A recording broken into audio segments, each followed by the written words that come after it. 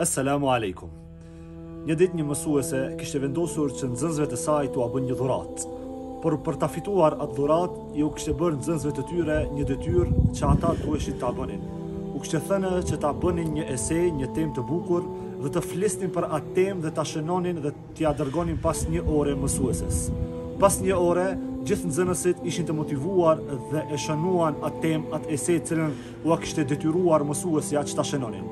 Pasi që e kishin shënuar, mësuesja kishte filluar që t'ia lexon atë esej, atë punim bukur që kishin bërë gjithë nxënësit.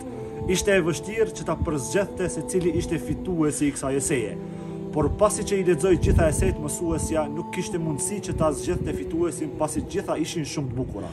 Dhe vendosi një kusht tjetër që gjithë fëmijët të e shënonin emrin e tyre në një fletë dhe pasi që të e shënonin, të e fusnin ato letra emrat e tyre brenda një kutije të cilën e kishte bërë mësuesja.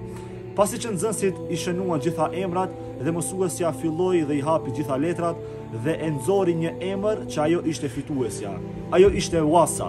Wasa ishte një vajzë e bukur dhe e vogël që posa e mori lajmin që kishte fituar, domethënë atë dhuratën cilën e kishte bërë mësuesja, ajo gëzua shumë dhe filloi të çaj.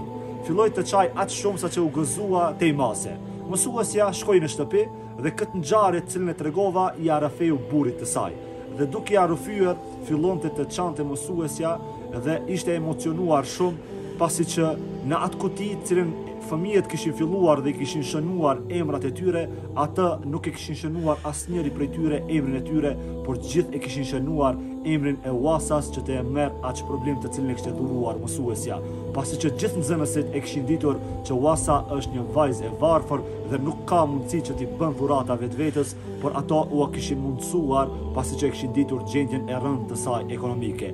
Andaj dashur vëllezër e të nderuara motra, të përfitojmë nga kjo ngjarje pasi që solidariteti duhet të jetë pjesë shpirtërore e jonja dhe t'i ndihmojnë gjithmonë njerëzit tanë të afër, shokun e klasës, shoqen e klasës, familjarin ton apo rrethin ton kur ata janë të varfër me mundësitë tona që i kemi. Wassalamu alaikum wa rahmatullahi wa barakatuh.